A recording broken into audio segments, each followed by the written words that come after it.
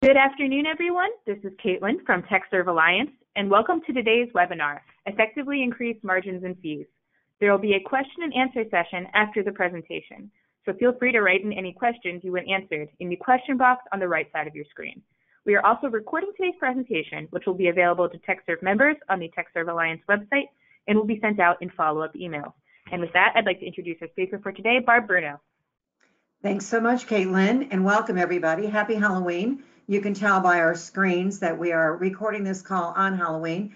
And I thought this was a really appropriate topic, effectively increase margins and fees, because there's no trick in that. And it's all treats, because if you effectively increase margins and fees, obviously you're going to make more money. And so you know that I train so you can make more money. To be successful in negotiating higher margins and fees, you must be extremely confident when you discuss the costs involved in utilizing your services. Your owner is in business to generate profits, and you are responsible for profitable business every time you're involved in negotiations. And I love when I'm doing in-house training in a company and I listen to people and they're really confident when they're talking about what you do and what you can do for somebody. And then they start asking you about, pay rates or bill rates. And all of a sudden, it's kind of mumbling, like you're afraid to say, what in fact you do charge. And just so you know, the value of our services should be going up, not down. It is a candidate-driven marketplace. But, there are times when you'll be taken advantage of if you don't come across confident.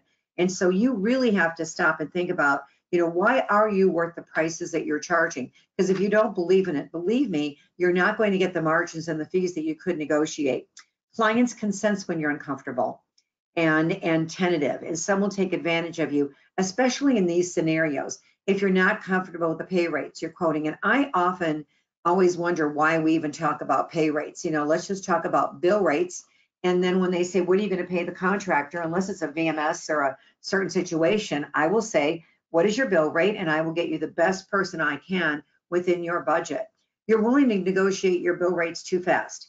Too often you think the only way to get business is to reduce your prices. And I don't think any of you want to be known as Walmart. Maybe you don't want to be known as Saks Fifth Avenue or Nordstrom's, but you most certainly don't want to be known for the cheapest prices. A great example of that is Starbucks. I'm not a coffee drinker. I don't understand the whole Starbucks thing and why people pay so much for a cup of coffee.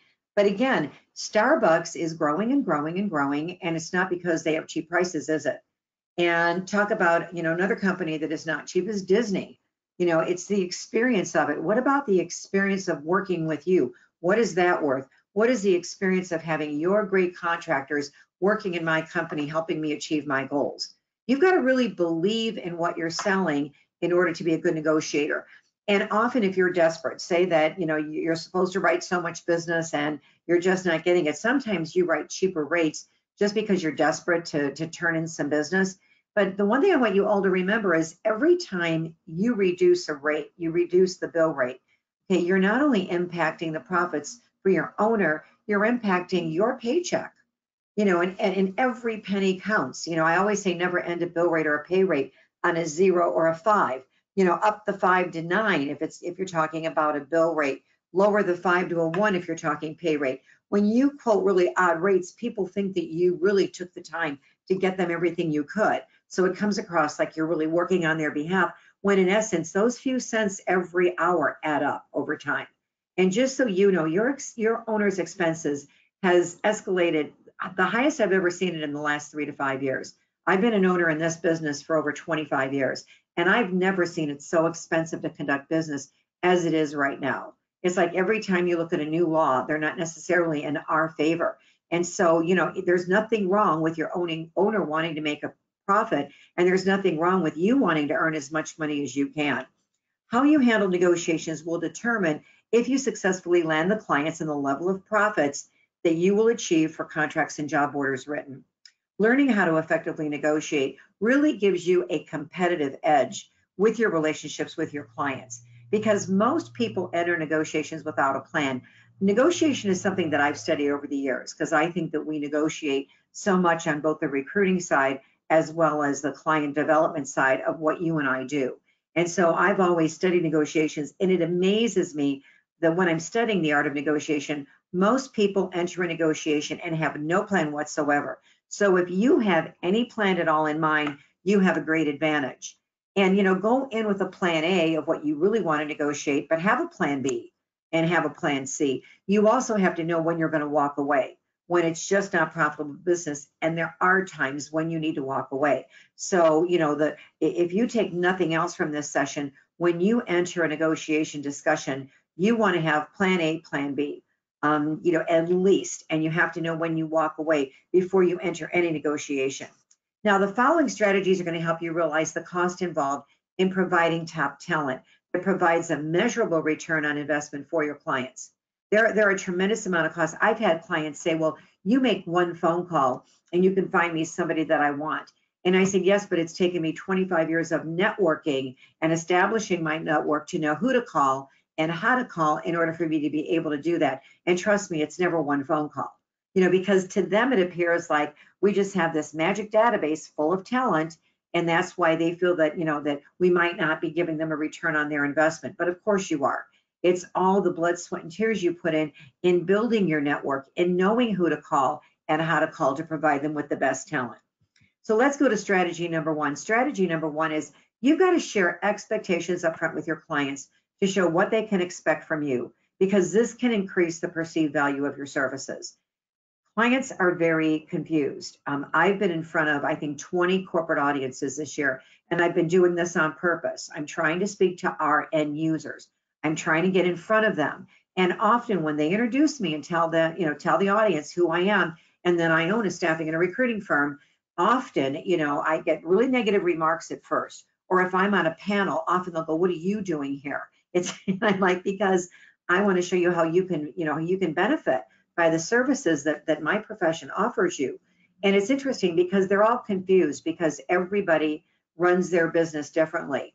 And so if you give them expectations, this is what you can expect from me. When they see all the things we do in writing, they're amazed because they don't realize all that you and I do. And it's a great differentiator right up front. And then when I don't say this is what I expect from you, I said, this is what you can expect from me. This is what I need from you to find the talent that you're going to hire without exception. And every single time I am giving them what I need from them, I'm showing them the benefit to them. And if you want a sample, I've got a sample of what I use in my company. It may not fit your company exactly because your company could operate differently than mine does, but at least it would give you sort of a template. If you want a copy of that, I'd be glad to share what I use in my firm. Just send a request to support@staffingandrecruiting.com and put expectations in the subject line, and I'll send you ours. I'll send you what they can expect of us and what we need from them to find the talent they're going to hire, and then alter it to fit your company and your brand. Like, what is it that you bring to the table? What is your track record of success? You want to include that because that's a selling point for your company.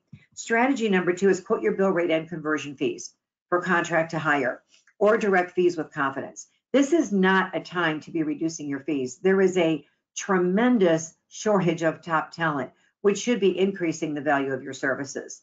Now, obviously, if you're working in a VMS situation where prices are controlled from the very beginning, that's your decision to work that business, and they tell you the bill rate and they tell you the pay rate.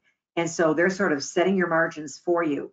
But if that's not the case, if you're negotiating with a decision maker, realize that there is great value, but you can't give me, substandard candidates and charge me top dollar.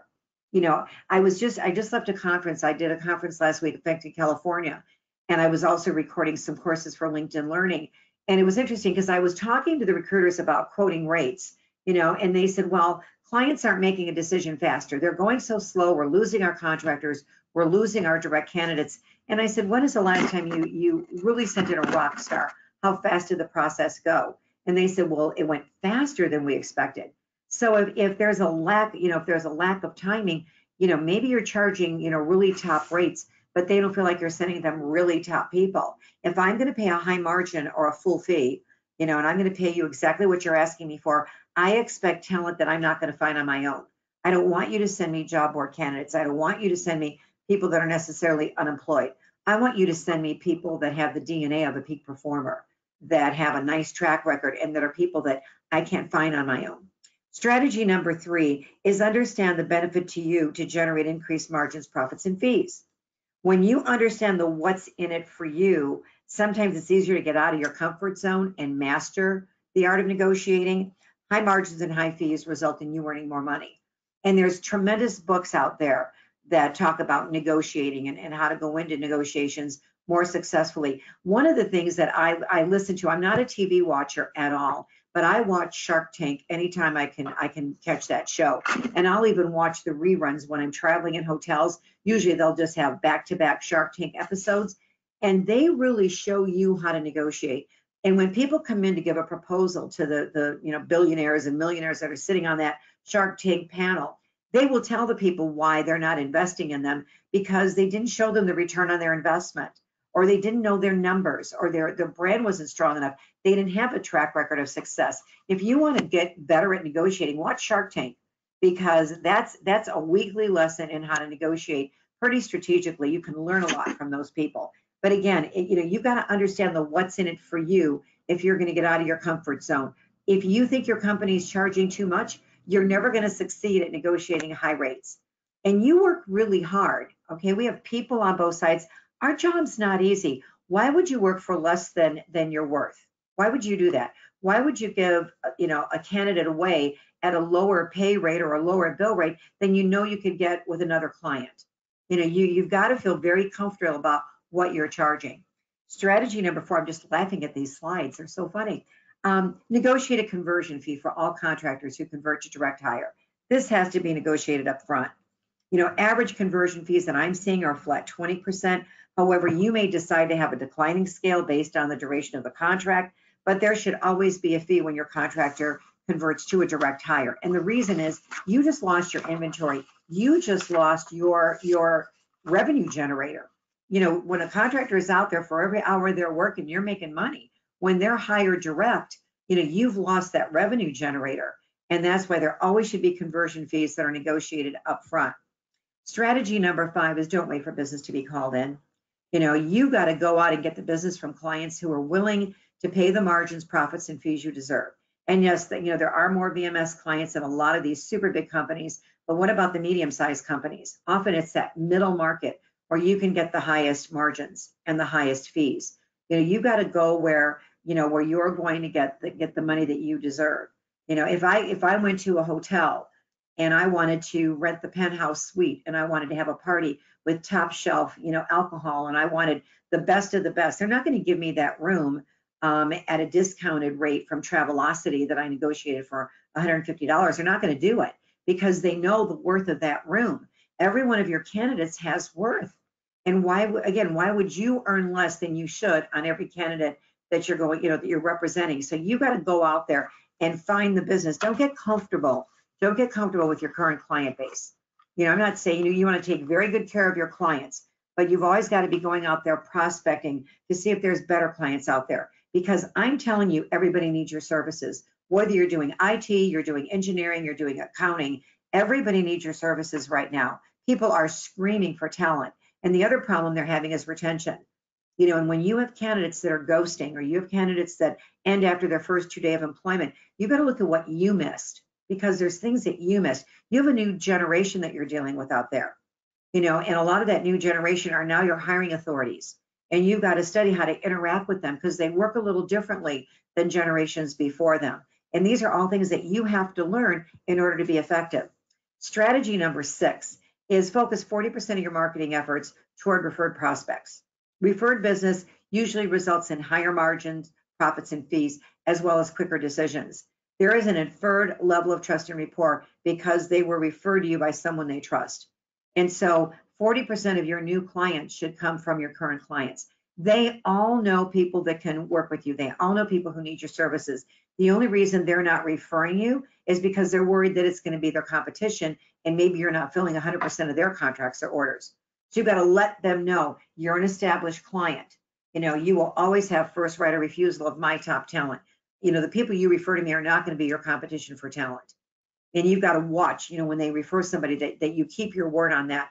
But also you've got to give clients something if they give you a referral.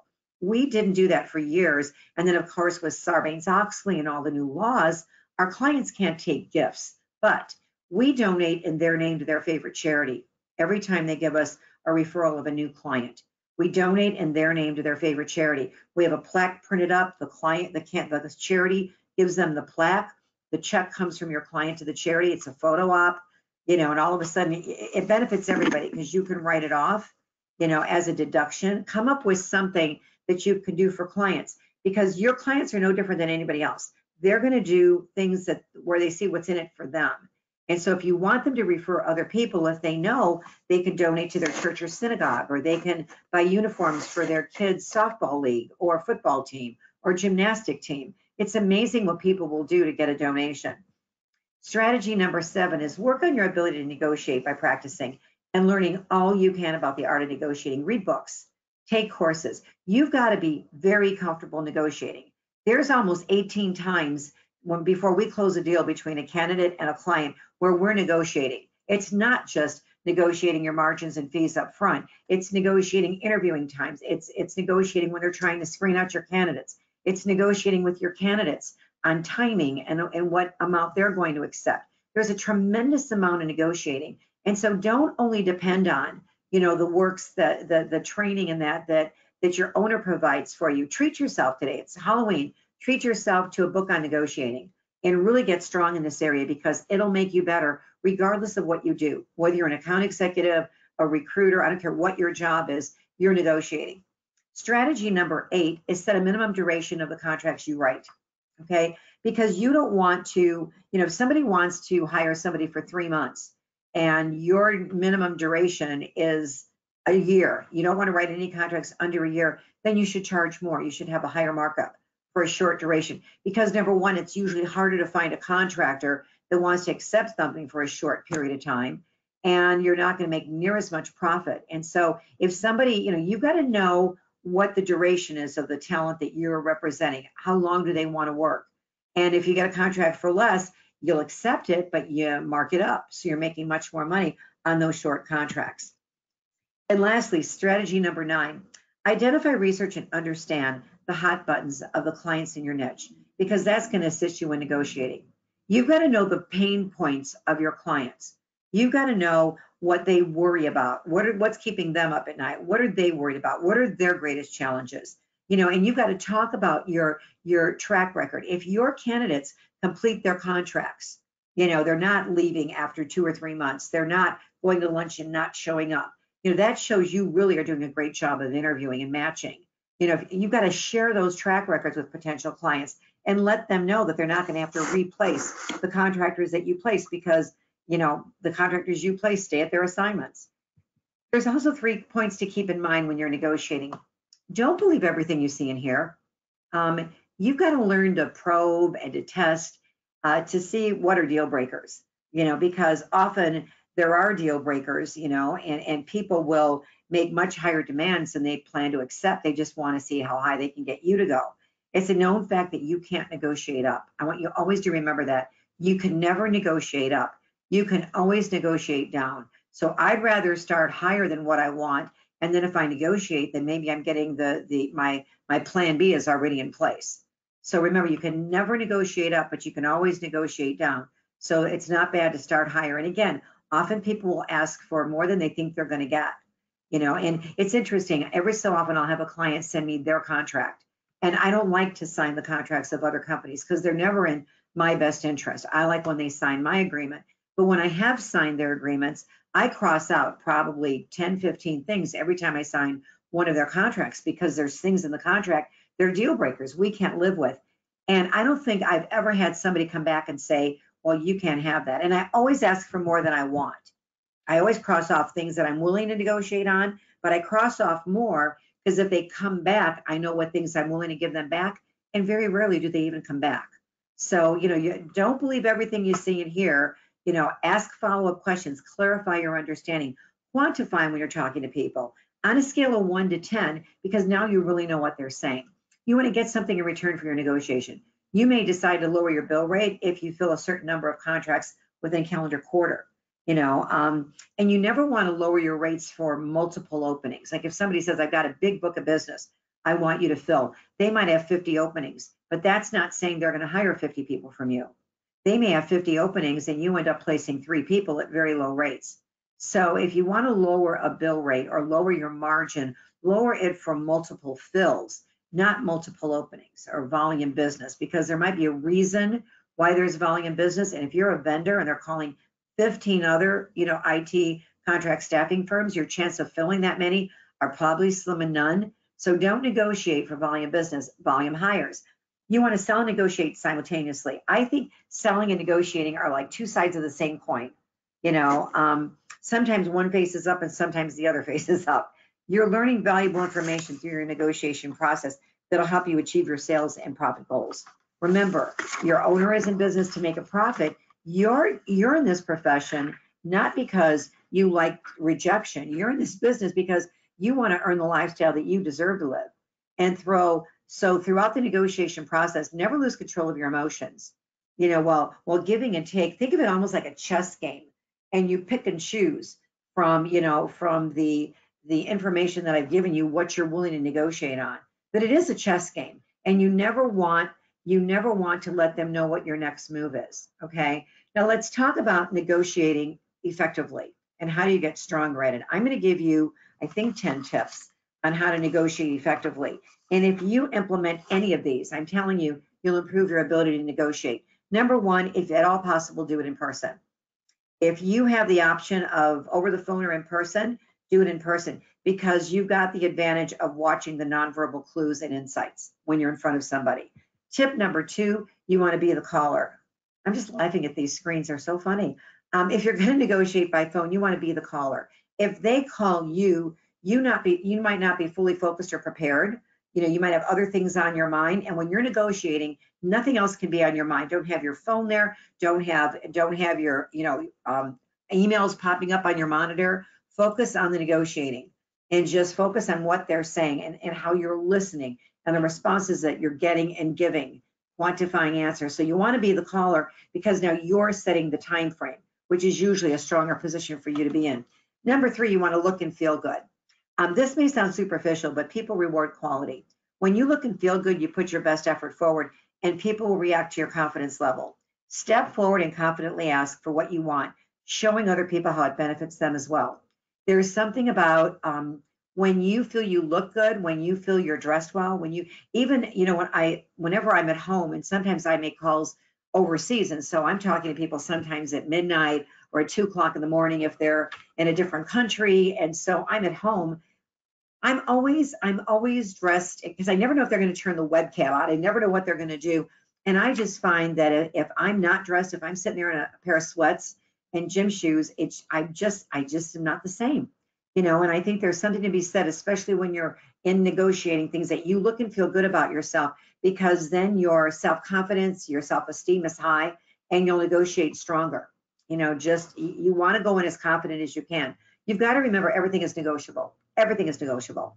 Be creative through your negotiating process to help both sides of the sale get what they want while protecting the profit margin of your owner. You're not always going to want to win when you're negotiating. Negotiating is not about winning. Negotiating is about protecting profits, protecting the profit margin.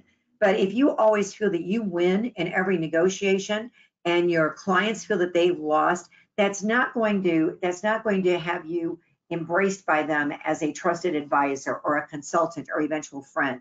And I believe that we have to make friends of all our clients, that we start out as a vendor and then we want to be that advisor, consultant, and then we want to get to know everything about them.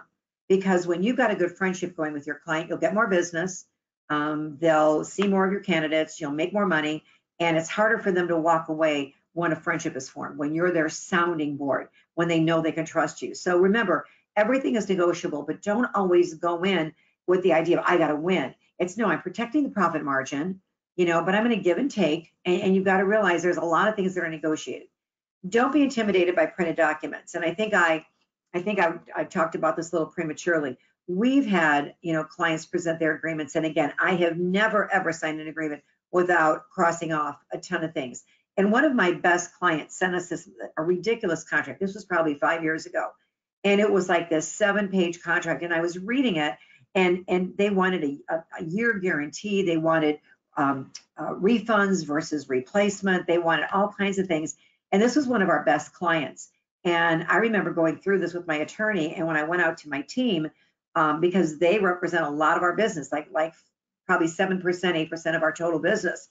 And, I was really worried because there was so much in the contract that I crossed out more than half of what was on the contract.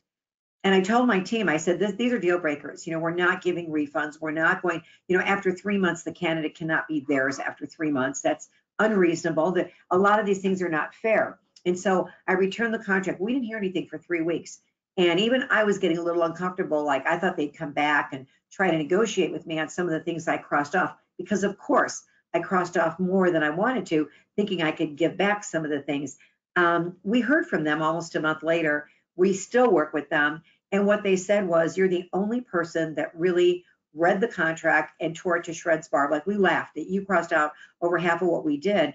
We just heard that a lot of firms just sign these contracts. And if we can get some of them to sign these contracts, why not? And 3 of your main competitors signed it within 48 hours and got it back to us. And we were shocked that they signed this contract, because it was just written to just see if people are reading our contract and if they really do believe in what they're doing. And by the way, we're not going to do business with any of them, because if somebody would sign that and not read it, we've lost all respect for them. And we had a brand new person that came here from another company in our legal department and brought this contract. And we said, fine, we'll float it out there, but nobody's going to sign it, because we didn't think anybody would. And so don't be afraid to cross out some things. You can't work for less than you're worth. You work too hard. Tip number 6 is you've got to listen more than you talk. Listening will give you information to close your deals. I always say God gave you 1 mouth and 2 ears for a reason. You've got to listen more than you talk. And what I want you to do is I want you to listen to understand where the other person is coming from. Put yourself in their shoes when they're talking to you. Try to understand where they're coming from. Because if you understand where they're coming from and see the world through their eyes a little bit, you'll be able to negotiate better, because you're taking, what they're saying into consideration. You don't want to have just a deaf ear to what somebody else is saying, because they're going to sense that, and then they're not going to respect you, and you're not going to be as successful negotiating. Number 7, you want to get information before you give it. If possible, get the other person to make the first offer, because this shows you what's on their mind before they know what you plan to even offer. And so if I can get somebody else to put the number out there first, I always do that, because it's always to my benefit. And I also know, again, I keep that in mind all the time. I know I can negotiate down. I can never negotiate up. And again, if you learn nothing else through this whole entire session, I want you to learn that, because it's a very important lesson to learn. Tip number 8 is short and sweet. Bottom line, I give the cliff notes. Nobody wants to hear the editorial. Plan to come to an agreement by the end of your discussion. Set that up front. We both know what each other want. Let's make a commitment up front that we're going to leave here. We're going to both feel good about our discussion today. I want us both to feel good about this discussion. I always start out that way, because then they know that I want to make a decision before we get off the phone. They know I'm not going to do something that's not going to be fair to them or fair to me. And most people I find are fair, but who hurts us the most? It's the companies who just discount their fees immediately, or discount their margins immediately. And then you call to do business and they go, well, so-and-so is, it has a much lower rate than you. Will you match it? The answer is no. And why would you give a great candidate to somebody with a very low margin, where you could make a lot more money putting them with a client that's willing to pay you what you're worth? What are you worth? Don't forget that. You've got to know your deal breakers. You've got to know when to walk away. You've got to know, what are requests that are just, beyond what you're willing to do. And don't be afraid to ask direct questions. And when they give you an answer, if you don't understand, if they're tap dancing or giving you generalizations, ask another question to clarify your understanding or quantify. On a scale of 1 to 10, how important is this to you? And ask ask good questions. The greatest negotiators know how to ask the best questions and just listen to the answers so they can, determine their next steps. And number 8, start high. I keep telling you that. Negotiating studies have proven if you start reasonably high, you're likely to end up on the high side. If your negotiations start low, that's where you're going to end up. And that not only applies to your rate, it applies to every issue on the table. You always want to start high. The benefits of becoming a strong negotiator are several. You're going to close more deals. You're going to generate more profits for your owner, and you're going to make more money. And all good reasons to negotiate increased margins and fees. And I'm telling you right now, where there's a high supply of jobs and contracts out there, and there's a low supply of candidates, a candidate-driven marketplace is where we should all be making the most money. And if you ever hear yourself complaining, God, there are no candidates out there, then follow that up with, and I'm so happy, because that's when we make the most money. But you can't, again, stop targeting the 15% that are in an active job search. You can't only use job boards and website postings and that when you're trying to find that top talent. 40% of your talent should come from referrals, just like 40% of clients should. So you've got to build a strong referral network. And all of your contractors out there, they're either your army of recruiters or they're getting recruited away. I want you to think about that for a minute. Every contractor you have out there could give you referrals of other contractors, because there's other contractors in your companies from other firms. And your contractors are either promoting you or they're being recruited away by somebody else. And so if they're not giving you referrals, guess what? They're getting recruited away. You're in a position where you can stop that, where you can turn that around just by nurturing and letting them know you've got their back.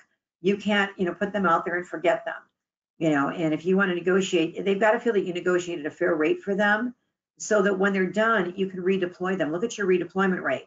That always kills me. At the last TechServe conference, I did a session on redeployment, and I think everybody's average was like 5%. Think about that, all the time and money that you spend finding these people. You want to keep them. And so put your arms around them, take care of them, negotiate so they do get a good pay rate, where they're happy and they'll come back to you. But again, get books on negotiating. Don't just depend on the training that your owner provides. Becoming a strong negotiator will make you more successful in this career, period. Because I don't care what your job is in your firm, whether you're a recruiter, an account executive, I don't care what your titles are, you're all in sales, because this is a sales profession and sales involves negotiating. So let's make a commitment today to treat ourselves to a book on negotiating, or make the commitment today to just become a strong negotiator. All right, that's our session. I hope you enjoyed it. And what I want to do now is open the lines for questions. The reason we do these calls live is this is just a short little sampling of what you get if you sign up for the certification program. This is also a way to get continuing education credit if you are certified. I want to congratulate those on the line. I see several of you that I know are certified. You either have the CPSR for recruiters or the CPSAE for account executive. If you've taken level 1, level 2 is phenomenal. It's the same body of knowledge that you're going to study, but now it actually tests your ability to apply what you've learned. It's just a great test of who you are. If you're not certified, that could be the best gift you give yourself by the end of the year. Don't wait for your owner to invest in yourself. Why don't you invest in yourself and get those letters behind your name? Your candidates have letters behind their name.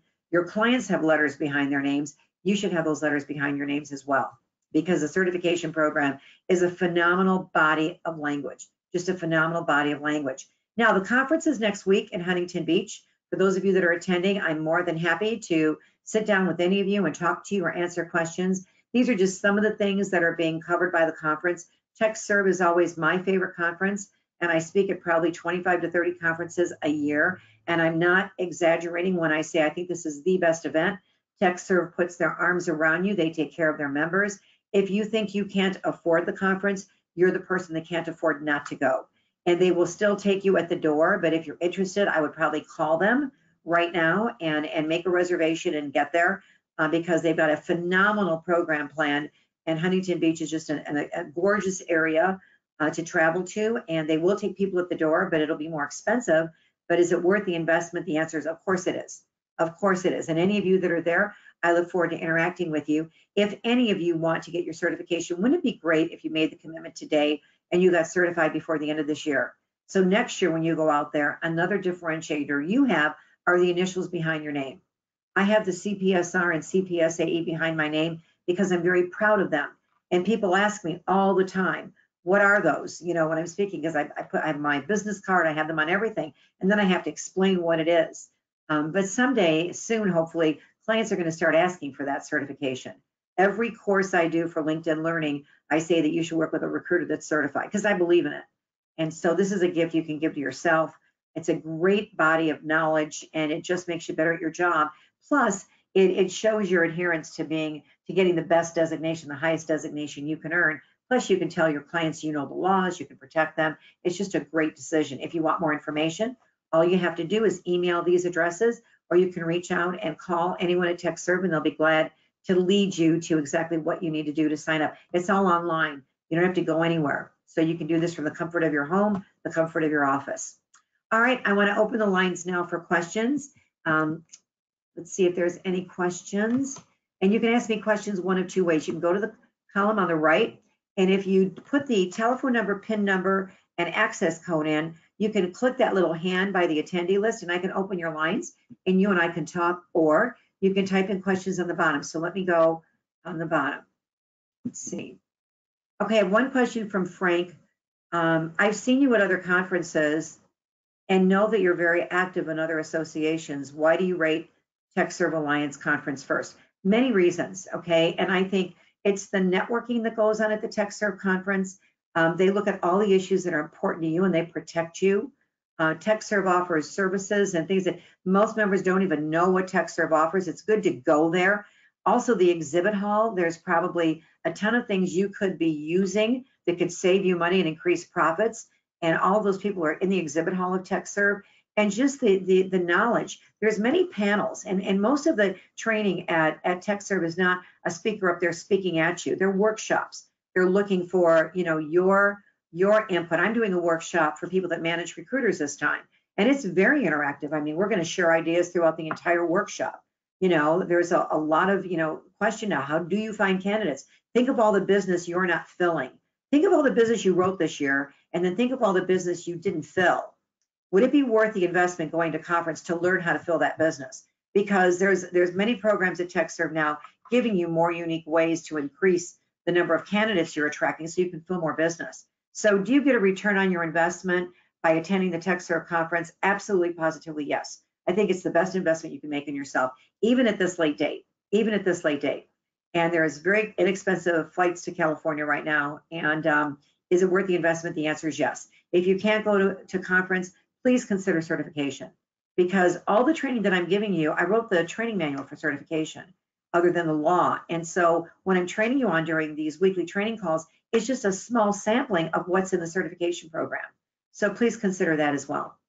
All right, I see no other questions. Let me see if anybody raised their hand. I'm going to turn it back over to you, Caitlin, because nobody's asking me questions today. I think they all want to go trick-or-treating. I don't know. Nobody's asking me questions.